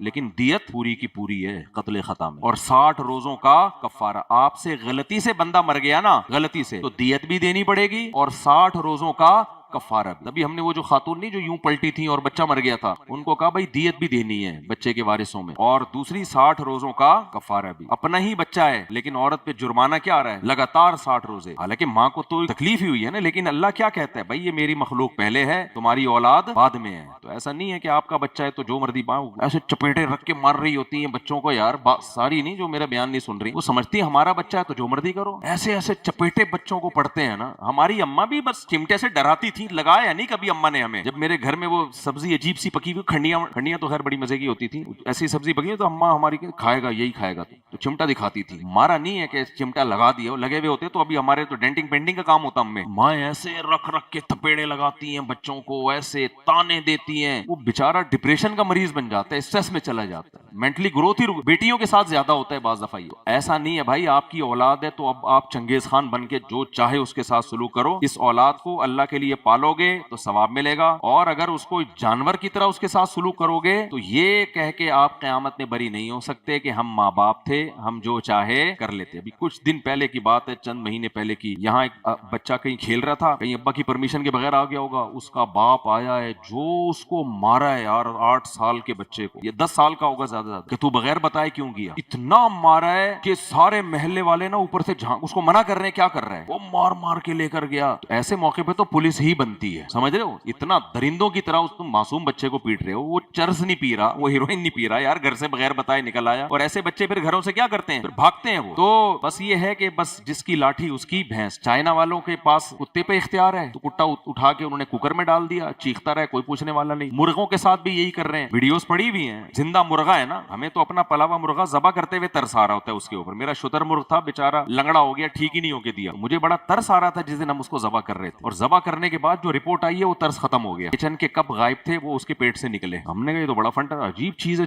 آدھا 2 ٹکڑوں میں تھا، نیا نیا کھایا تھا کپ اس نے. اور کچھ کپ جو تھے، چمچے، کپ، پلیٹیں، وہ بجری کی صورت میں نا تحلیل ہو چکے تھے. یہ شتر مرغ سب کچھ کھا جاتا ہے، یہ عجیب ہی چیز ہے بھائی. یہ تو کپ کھائے گا، پتھر کھائے گا، چمچے کھائے گا، تالا پھینکو گے نا تالا کھا جائے گا یہ. تو جب یہ چیزیں نکلی نا اندر سے پورا میں نے تو اس کی تصویر بھی لی تھی، ایک کپ 2 حصوں میں ڈیوائیڈ ہوا ہے. تو ابھی یعنی ثابت کھایا ہوگا اس نے، اور وہ میدے نے جا کے ابھی 2 حصوں میں ڈیوائیڈ کیا تھا اس کو. خیر، تو میرے بھائی کمزور پر ترس کھاؤ، کمزور پر ظلم کرنے کی تمہیں اجازت نہیں ہے. زندہ مرغا، ہمیں مثال دے رہا تھا، ایسا ہوتا ہے زندہ مرغا کھولتے ہوئے پانی میں ڈال دیتے ہیں. زندہ مرغا پھر کیا کرتے ہیں؟ اس کو نکالتے ہیں، وہ ابھی زندہ ہے، اس کے پر نکال رہے ہیں. یار پر نکالنے کے لیے، کیونکہ بوائل پانی سے پر نرم ہو جاتے ہیں نا، اس کو اتنی اذیت دے رہے ہو یار. اس کو ذبح کر دیتے، تم تو ذبح کے بھی قائل نہیں ہو، سر پہ چوٹ مار کے ہلاک کر دیتے. اس کے بعد آپ جو مرضی کرو اس کے ساتھ، لیکن اپنی آسانی کے لیے، صرف اپنی آسانی کے لیے اس جانور کو کس قدر عذاب دے رہے ہیں. تو میرے بھائی جب ہم جہنم کی آیتیں سنتے ہیں نا تو ہمیں فرعون پہ بھی ترس آتا ہے کہ اللہ نے اس کو صبح و شام، اللہ کہتے ہیں جہنم پہ جلاؤں گا. لیکن جب اس کی حرکتیں دیکھو گے نا، جو اس کے ظلم، جو معصوم بچوں کو ماؤں کی گود سے چھینتا تھا اور کیا کر دیتا تھا؟ ذبح. تو جس نے وہ چیخیں اپنی آنکھوں سے دیکھی ہے نا، وہ کہے گا اللہ تو دن میں 2 دفعہ آگ میں جلا رہا ہے، کو 10 دفعہ آگ میں جلایا کر اس کو، اور اس کو مت چھوڑنا. پیغمبروں کا دل بہت نرم ہوتا ہے، پتہ ہے آپ کو. نوح علیہ السلام 950 سال تبلیغ کرتے رہے اور قوم نے اتنا ستایا، ایک دفعہ بھی نوح علیہ السلام نے بد دعا کے کے لیے ہاتھ نہیں اٹھایا. پیغمبروں کا ظرف ہماری طرح نہیں ہوتا. ہم تو ذرا سی بات پہ بڑی بڑی ایک دم دعائیں نکالنا شروع کر دیتے ہیں نا. مائیں کیا کہتی ہیں, بچہ ذرا سی الٹی حرکت کرے, یعنی شلوار میں بچے نے پیشاب کر دیا نا, تیری زبان کھینچ کے باہر نکال دو. شکر ہے زبان کا دھمکی دے رہی ہوتی ہے. زبان کھینچ کے, حالانکہ پیشاب کیا ہے نا اس بچے نے, تیری زبان کھینچ کے کیا کر دوں گی میں, منہ سے باہر نکال دوں گی, گلا کاٹ کے مار دوں گی میں تجھے. تو کیسی دھمکیاں. ہم لوگ تو جذباتی ہیں, ہم سب ایسے ہی ہیں. لیکن پیغمبروں کا ظرف دیکھو, 950 سال تک دعوت دعوت دعوت, اور قوم نے جو بدتمیزی کی ہے. سورہ نوح بھی آج ہم نے پڑھی ہے کہ جہاں سے نوح علیہ السلام گزرتے قوم کیا کرتی, انگلیوں میں, ان کو چھڑانے کے لیے نا, انگلیوں کانوں میں انگلیاں ٹھوس لیتے تھے ان کو چھڑانے کے لیے. وہ کہتے ہیں میں تمہاری خیر خواہی کی بات کر رہا ہوں, میں تمہارے رب کی طرف بلا رہا ہوں. یرسل السماء علیکم مدرارا, توبہ کرو, وہ آسمانوں سے بارشیں برسائے گا, تمہاری نسل میں برکت دے گا, خوشیاں دے گا, محبتیں دے گا, اس کی دین پہ آ جاؤ. نا 950 سال کے بعد پھر جب اللہ نے کہا نا کہ اب کوئی مزید ایمان نہیں لائے گا, پھر نوح علیہ السلام نے بد دعا دی ہے کہ اللہ یہ کافر ہی پیدا کریں گے, یہ اپنے جیسے جہنمی پیدا کریں گے, تو ان کی اگلی نسل کو بچانے کے لیے ان کو تباہ کر دے. تو یعنی نہ پیدا ہونا, یہ مر جائیں گے تو مزید کوئی انسان جہنم میں جانے کے لیے پیدا نہیں ہوگا. اتنا بڑا ظرف ہوتا ہے. تو حضرت موسیٰ کا بھی بہت بڑا ظرف تھا, وہ تو اور قوی القلب پیغمبر تھے نا. کتنا ستایا ہوگا فرعون نے موسیٰ کو, کتنا ستایا, اتنے معجزے دکھا دیے. اور اللہ اتنے ظالم بادشاہ کے پاس جو ہزاروں بچوں کا قاتل ہے, ہزاروں بچوں کو قتل کر رہا ہے, ماؤں کے سے چھین رہا ہے, غلام بنا کے رکھا ہوا ہے, ان پہ ظلم کر رہا ہے, اور یہ سب منظر اپنی آنکھوں سے دیکھ رہے ہیں. اس کے بعد بھی قرآن کیا کہتا ہے, جب فرعون کے پاس جائیں, قولا لہو قولا لینا, اے موسیٰ نرم بات کرنا, تنزیہ لب و لہجہ, شدت والی زبان استعمال, بولو محبت سے. یہ کس کا ظرف ہے بھائی, اللہ کا, جو سب سے بولو نا وہ بہت ہی حلیم. اللہ کا نام کیا ہے, حلیم. حلیم کا مطلب انتہائی برداشت والا. تو جتنی برداشت اللہ کی ہے اتنی کسی کی نہیں. کس قدر یعنی اللہ کا حلم ہے نا. صرف یہ نہیں کر رہا کہ بچوں کو قتل, مخلوق کے حقوق بھی, اللہ کے حقوق بھی پامال کر رہا ہے. اللہ کے حقوق کیسے بھائی, تجھے خدا نے پیدا کیا, تو لمحہ بلمحہ اس اللہ کا محتاج ہے. آج تجھے بیمار کرنا چاہے تو ٹھیک نہیں کر سکتا اپنے آپ کو. آسمان سے بارشیں بند کر دے تو تیری اوقات 2 دن میں سامنے آ جائے گی, یہ ساری حکومت تیری ختم ہو جائے گی. زمین سے تناور درخت پیدا کر رہا ہے, تیری ماں کی چھاتیوں میں دودھ پیدا کیا تھا جب تو پیدا ہوا. اتنے احسانات اللہ کر رہا ہے, اور تجھے پتا ہے میں نے مر کے ویسے بھی ختم ہو جانا ہے. دعویٰ کیا کہہ رہا ہے, انا ربکم الاعلی, میں تمہارا رب ہوں. خدا کون ہے, گاڈ کون ہے, میں ہوں, اور معمولی رب نہیں ہوں. الاعلی, سب سے اعلیٰ اور برتر, مجھ سے بڑا اس کائنات میں کوئی بھی نہیں. اللہ چاہتا فوراً عذاب دے دیتا نا کہ تو کیا باتیں کیا کر رہا ہے, لیکن اللہ نے موسیٰ کلیم اللہ کو کہا, قولا لہو قولا لینا, اے موسیٰ نرم لہجے میں بات کرنا. بتاؤ اس سے زیادہ برداشت کسی میں ہو سکتی ہے؟ اور آگے کیا جملہ اور عجیب, لعلہ یتذکر او یخشی, شاید کہ وہ نصیحت حاصل کر لے, شاید کہ وہ اس سارے جرموں سے بولو توبہ کر لے. اللہ کے ذمے نہیں تھا اس کو مہلت دینا, کیونکہ اس کو پتا تھا جو میں کر رہا ہوں غلط کر رہا ہوں. مہلت اس کو دی جاتی ہے جس کے پاس نالج نہ ہو. پھر کس قدر ستایا موسیٰ علیہ السلام کو, کتنا ستایا ہے, اتنا ستایا کہ جب معجزے دیکھتا تھا نا تو کہتا تھا جادوگر. اللہ نے کہا چلو جادوگروں سے مقابلہ کروا دیتا ہوں. ہار گئے جادوگر, جادوگروں نے کہہ دیا کہ یہ جادوگر نہیں ہے. فرعون نے کہا نورہ کشتی ہے, ملے ہوئے تھے. تو بھائی نورہ کشتی تو مفاد میں ہوتی ہے نا, تو فرعون نے کہا میں تم سب کو مار کے قتل کر دوں گا. قتل کر دیا, جادوگر پیچھے نہیں ہٹے.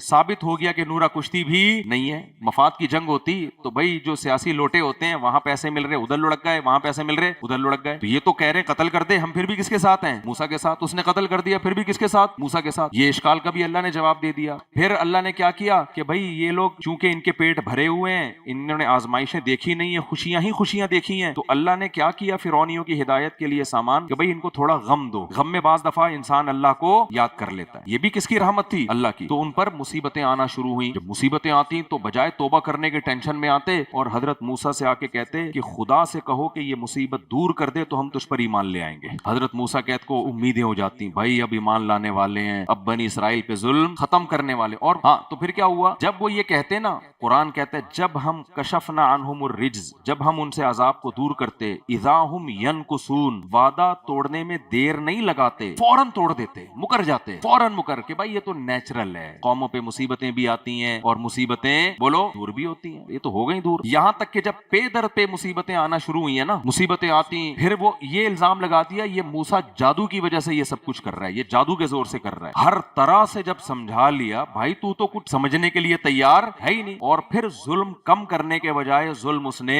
بڑھا دیا۔ کیوں؟ جب حق ابھرنا شروع ہوتا ہے نا تو باطل اس کو دبانے کے لیے جب دلائل کی دنیا میں ہارتا ہے تو اوچھے ہٹکندے اور زیادہ استعمال کرنا شروع کر دیتا ہے۔ کس قدر ستایا ہے، کس قدر ستایا ہے۔ اس کے بعد جا کے پھر موسیٰ علیہ السلام نے بددعا کی ہے، جو رحم دل تھے حضرت موسیٰ علیہ السلام۔ جیسے میں نے کہا نا میرا دل چاہ رہا تھا جس نے کتے کو لٹکایا ہے نا اس کو لٹکا کے اس طرح جلایا جائے، پھر پتہ چلے گا۔ ایسا نہ کوئی آپ جلانا شروع کر دیں کسی کو، ایک جذبات ہیں، کرتا میں بھی نہیں ایسا۔ یہ چائنا والا ہوتا میں اس کو اٹھا کے لٹکاتا، وہ پولیس آ کے مجھے 3 دفعہ لٹکا دیتی، لیکن دل یہ چاہ رہا تھا۔ دل کے جذبات کیا ہوتے ہیں؟ دل کے جذبات یہی ہوتے ہیں۔ تو موسیٰ علیہ السلام کو نے جب دیکھا نا یہ کچھ فرعون کر رہا ہے، ایک وقت کے بعد جا کے پتہ ہے موسیٰ علیہ السلام نے کیا دعا مانگی ہے؟ ربنا آتیت فرعون وملأہ، سورہ یونس میں ہے، زینتا واموالا فی الحیات الدنیا۔ اے اللہ تو نے فرعون کو بڑی طاقت دی، بہت عیاشی دی ہے تو نے فرعون کو۔ اے اللہ اس عیاشی سے صرف یہ گمراہ نہیں ہو رہا، قوم بھی کیا ہو رہی ہے؟ گمراہ۔ کیونکہ لوگ غریب کو چھوڑ کے کس کے پیچھے جاتے ہیں؟ دولت مند کے پیچھے۔ یہ نہیں دیکھتے کہ حق پر کون ہے، یہ نہیں دیکھتے کہ حق پر کون ہے۔ تو ربنا لیضلوا عن سبیلک ربنا اطمس علی اموالہم واشدد علی قلوبہم۔ اے اللہ تجھ سے 2 دعائیں مانگ رہا ہوں، ایک اس کے مال کو برباد کر دے، اتنا ظلم دیکھا نا اپنی آنکھوں سے، واشدد علی قلوبہم، اور اے اللہ اس سے توبہ کی توفیق سلب کر لے۔ ایسا نہ ہو کہ اب یہ توبہ کرے اور تو اس کے سارے گناہ معاف کر دے، نہیں آئی بات۔ کیونکہ اللہ کا قاعدہ ہے نا کہ جو توبہ کرے گا کتنا ہی بڑا مجرم ہو، یہ بھی دیکھو کتنا بڑا ظرف ہے اللہ کا بھائی، کتنا ہی بڑا مجرم ہو سارے گناہ کیا ہیں۔ تو اب ایسا نہ ہو کہ یہ کمبخت، اتنا ظلم اس کمبخت نے کیا ہے اور اتنا ضدی، اتنا ہٹ دھرم، تو اللہ کا اے اللہ تیرا قانون تو چینج نہیں ہو سکتا، یہ جو توبہ کرے میں معاف نہ کروں۔ میں تجھ سے یہ دعا تو نہیں کرتا کہ یہ توبہ کرے پھر بھی معاف نہ کرنا، یہ تو تیرا قانون ہے۔ میں یہ دعا کرتا ہوں اس کے دل کو ایسا سخت کر دے پتھر کی طرح، اس میں توبہ کی توفیق ہی اس سے کیا ہو جائے؟ ایسی مہر لگا دے اس کے دل کے اوپر، امکان ہی ختم ہو جائے کہ یہ توبہ کرے گا۔ اللہ نے کیا کہا؟ اجیبت دعوتکما۔ ہارون علیہ السلام نے بھی اس دعا پہ آمین کہا تھا نا، تو اللہ نے کہا اے موسیٰ اور ہارون تم دونوں کی دعا میں نے قبول کر لی ہے، اب اس کو توبہ کی توفیق، اس کا دل میں اتنا سخت کر دوں گا، جو تھوڑی بہت اس میں کبھی کبھی خیال آ جاتا تھا نا اس کو توبہ کرنے کا، وہ خیال بھی کیا ہو جائے گا؟ ختم، اور یہ تباہ بھی ہوگا اور اس کو توبہ کی توفیق بھی نہیں ملے گی۔ تو اتنا بڑا ظرف ہے۔ اس کے بعد اللہ کا حق بنتا ہے کہ ایسے شخص کو کہاں ڈال دے اٹھا کے؟ ہمیشہ کی آگ میں۔ پھر اللہ کہتے ہیں ہم نے جب پھر بنی اسرائیل کو موسیٰ علیہ السلام جب رات کو لے کے نکلے ہیں تو بھی فرعون کے پاس آپشن تھا کہ کمزور لوگ ہیں، بھاگ رہے ہیں نا، بارڈر کراس کر رہے ہیں، کرنے دو یار، تمہاری حکومت تو نہیں جا رہی نا، تم تو پھر بھی ایک گورنمنٹ ہے تمہاری، نا نا نا، طاقت کے نشے میں نہیں بھائی۔ وہی قصہ، ایک بندر کا ہاتھ ایک بوتل میں پھنس گیا نا، چوری کر رہا تھا، بوتل میں کچھ انگور پڑے ہوئے تھے۔ اب کیا کرتا ہے وہ بندر کمبخت کہ اگر وہ تھوڑے سے بادام یا انگور جو بھی تھے نا چھوڑ دیتا ہے نا، انگور یہ کشمش تھی تو تھوڑے سے کشمش چھوڑ دے تو مٹھی چھوٹی ہو جائے گی، بوتل سے ہاتھ باہر نکل آئے گا، لیکن کشمش کی مقدار کیا ہو جائے گی؟ کم، اور کر بھی چوری رہا ہے، اس کو پتا مالک سے پٹوں گا میں۔ اب دوسرا بندر اسے کہہ رہا ہے کہ ابے تھوڑے سے چھوڑ دے اور ہاتھ باہر نکال لے، کم از کم اس وقت پٹنے سے تو بچ جائے گا۔ وہ کہہ رہا ہے نہیں، میں پورے سارے کشمش ایک ہی دفعہ میں نکالوں گا۔ تو پھر تو پٹے گا کہ نہیں پٹے گا؟ وہی ہوا، مالک آیا، اس نے دیکھا یہ تو چوری کر رہا ہے، یہ تیرے لیے تھوڑی میں نے کشمش رکھی ہوئی ہے۔ تو یہی حال کس کا ہوا؟ فرعون کا۔ یہی بہت سے لوگوں کا حال ہے بھائی، اب بنی اسرائیل بھاگ رہے ہیں، جانے دے یار، کہ تمہاری تو اسٹیبل گورنمنٹ ہے نا، تمہیں کیا نقصان ہو رہا ہے ان سے؟ نا نا نا نا، فرعون نے منادی کرائی بھائی بھاگنے بھی نہیں، پٹو، مار کھاؤ اور جاؤ بھی نہیں یہاں سے۔ یہی آج فلسطین میں ہو رہا ہے، بارڈر بھی کراس نہیں کرنے دے رہے ان کو، غزہ والوں کو بارڈر بھی سیل کیا ہوا ہے۔ تو بھائی اللہ غافل نہیں ہے، ایسا نہیں ہے کہ اللہ کو پتہ ہی نہیں کہ کیا ہو رہا ہے دنیا میں۔ تو جب وہ گیا ہے اور پھر اللہ نے آخری چانس بھی دیا فرعون کو، وہ چانس کیا تھا؟ فرعون کے سامنے معجزہ ظاہر ہوا ہے کہ دریا بیچ میں سے پھٹا ہے۔ دنیا میں کبھی ایسا ہوتا ہے بھائی کہ کسی قوم کے لیے دریا کالطود العظیم، قرآن کہہ رہے لہریں جو تھی نا، ایک ادھر پہاڑ بن گیا اور ایک ادھر پہاڑ، لہریں آ رہی ہیں، جمع ہو رہی ہیں، یعنی دونوں طرف سے لہریں جمع تو ہو رہی ہیں لیکن پہاڑ کی شکل میں اوپر کو جا رہی ہیں، بیچ میں خشکی۔ اتنا بڑا معجزہ اس کمبخت نے دیکھا۔ اب تو بھائی تو مان جا کے یار ان کے ساتھ کون ہے؟ ایسے جادو کہاں ہوتے ہیں یار کہ سارے کام ہی جادو سے ہو رہے ہوں۔ جادوگروں کی اپنی بیویاں بھاگی بھی ہوتی ہیں گھروں سے، کوئی تمہاری بیوی تمہارا سنگ دل محبوب قدموں میں لائے گا، اپنے والوں کو گھر میں نہیں رکھ سکتا۔ کوئی بھی جادوگر کہا کرے نا سنگ دل محبوب قدموں میں، تو بولے تیری کہاں ہے آج کل، تو یہ بتا خالی۔ تو پھر راستہ بنا ہے، موسیٰ علیہ السلام گزر گئے، کمبخت کو سمجھ نہیں آ رہی، ابے بھائی اللہ نے ان کے لیے یہ راستہ کھولا ہے، آخری مہلت دی جا رہی ہے کہ اللہ کس کے ساتھ ہے؟ ان کے ساتھ. بھاگنے دے، اب تو واپس پلٹ جا یہاں سے. نہیں، وہی کہ پوری کشمش چاہیے مجھے، ٹھیک ہے نا. بدبخت آدمی، اس نے اپنی پوری فوج کو کہا. اور میں بار بار کہتا ہوں کہ ان لیڈروں پہ ہمیں افسوس نہیں ہوتا جو تمہیں گمراہ کر رہے ہیں، افسوس عوام پہ ہوتا ہے کہ جو ان لیڈروں کی، جو سیکولر لوگ ہیں نا، لبرل لوگ ہیں، جو تمہیں مذہب سے دور کر رہے ہیں، تم ان کی باتوں میں آ رہے ہو کہ بات تو بندہ صحیح کہہ رہے ہیں، بات تو بندہ صحیح کہہ رہے ہیں. تو فرعون کے بھی پیچھے وہ جو مخنجو تھے نا، بے وقوف، وہ بھی سارے منظر دیکھ رہے ہیں. ابے اللہ کو چھوڑ کے باپ کس کو، یعنی خدا کس کو بنایا ہوا ہے؟ فرعون کو. تبھی میں آج کل کے اسکالرز کے بارے میں کہتا ہوں، تم لوگوں نے اتنے بڑے بڑے ائمہ مجتہدین کو چھوڑ کر کس کو باپ بنایا ہوا ہے؟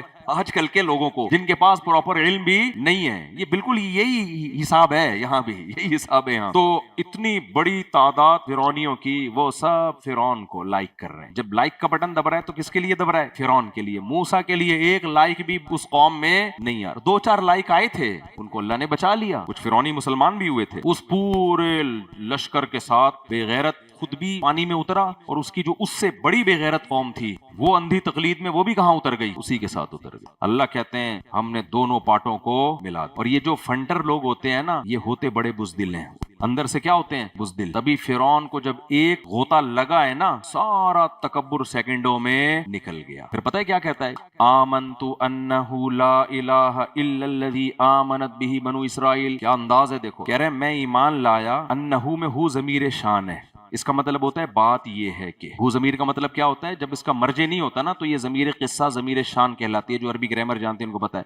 اس کا مطلب ہوتا ہے بات یہ ہے کہ، جیسے قرآن کہتا ہے انہ من یتقی ویصبر، بات یہ ہے کہ جو تقوی اختیار کرتا ہے، صبر کرتا ہے. تو یہ جب کسی بات کو بڑے اہتمام سے بتایا جاتا ہے نا، تو ہم کہتے ہیں بات یہ ہے کہ. تو پہلے تو منہ سے ساری زندگی ایک دفعہ نہیں پھوٹا کہ میں اللہ پہ ایمان لایا. اب کیا کہہ رہے؟ بات یہ ہے کہ آمنتو، میں ایمان لایا. کس بات پر؟ لا الہ الا الذی، کوئی معبود نہیں ہے. یہ بھی نہیں کہ الا اللہ، سوائے اللہ کے، نہیں، سوائے اس خدا کے جس پہ بنی اسرائیل ایمان لائے ہیں. یعنی اللہ میں، یہ لوگ جو ہے نا، ان کا جو خدا ہے نا، تاکہ فرشتوں کو بات سمجھنے میں کسی قسم کی کنفیوژن بولو نہ ہو. جو عذاب دینے کے فرشتے ہیں نا بھائی، وہ کہتا میں اللہ پہ ایمان لایا، تو فرعون کو ڈرتا، فرشتے کہیں گے بھائی تو اپنے آپ کو یہ اللہ سمجھتا ہے، تو ہم ابھی کنفیوز ہیں، ٹھیک ہے نا، اور اتنا ابھی ٹائم ہمارے پاس ہے نہیں، تیرے موت کا وقت آ گیا ہے. تو وہ کہہ رہے ہیں نہیں، میں ذرا ڈیٹیل میں آپ سے بات کرنا چاہتا ہوں.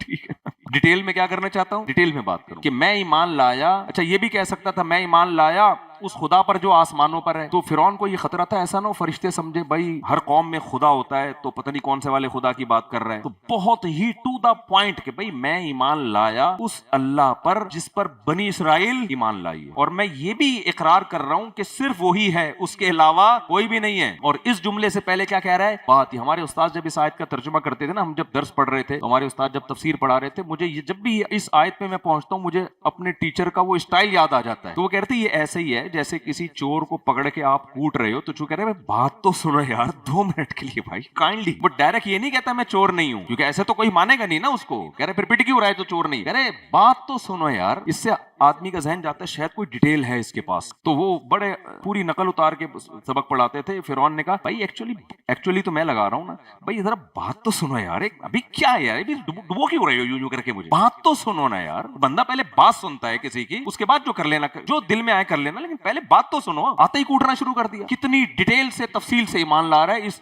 تفصیل سے کوئی بھی ایمان، میں نے نہیں کسی غیر مسلم کو دیکھا اتنی ڈیٹیل سے ایمان لا رہا ہو. ٹھیک ہے نا، کلمہ پڑھتا ہے مومن ہو گیا. ایک غوطہ لگا ہے اس کے. تو اللہ کیا فرماتے ہیں؟ آنا، اب وقد عصیت قبل، اس سے پہلے نافرمانی کرتا رہے. نا اللہ کہتے ہیں عام لوگوں کو ایک سزا ملتی ہے، جہنم کی آگ. تجھے کیا سزا ملیں گی؟ دنیا کی سزا بھی اور آخرت کی سزا بھی. آخرت کی سزا تو قرآن نے بیان کی، النار، آگ ہے، یعرضون علیہا غدوا وعشیا، جس پہ وہ صبح اور شام جلایا جاتا ہے. وَيَوْمَ تَقُومُ السَّاعَةُ، یہ برزخ کا عذاب ہے جو ابھی بھی ہو رہا ہے فرعون کو. اور جس دن قیامت قائم ہوگی ہمیشہ کے لیے آگ میں داخل کر دیا جائے گا. اور دنیا کا عذاب کیا ہے؟ الْيَوْمَ نُنَجِّيكَ بِبَدَنِكَ، لوگوں کی یادگاریں محفوظ ہوتی ہیں.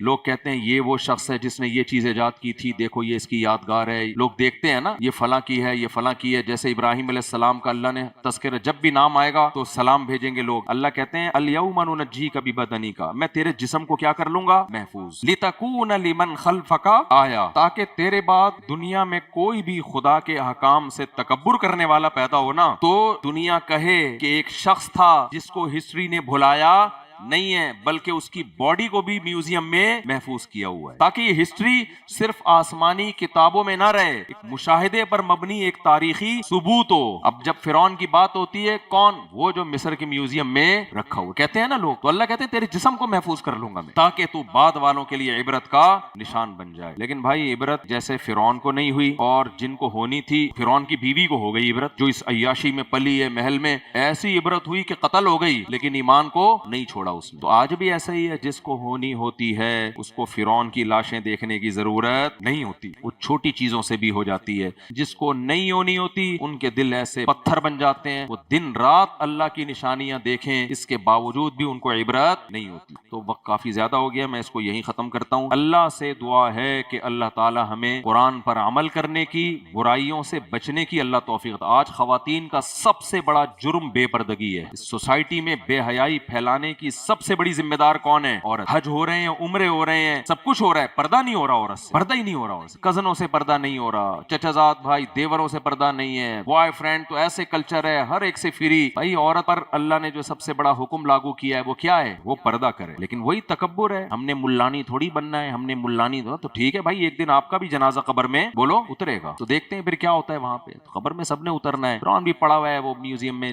جا کے آپ دیکھ لو اس کو، اس سے خیریت پوچھو، خیریت کا جواب نہیں دے گا، صحیح ہے نا؟ اس سے حال احوال پوچھو، جواب نہیں دے گا۔ اس سے پوچھو کیسے ڈوبے تھے، کوئی جواب نہیں۔ بزبان حال بتا رہا ہوگا بھائی یہ فنٹر گیری دنیا کی ہے، جب پھٹے پہ لیٹا تو سب بولو نا ختم۔ تو اس پہ لیٹنے سے پہلے اگر ہدایت مل جاتی ہے تو ٹھیک ہے، لیٹنے کے بعد تو بھائی فرعون کو بھی مل گئی تھی، ہم سب کو مل جائے گی۔ اللہ تعالیٰ سمجھنے کی، عمل کی توفیق عطا فرمائے۔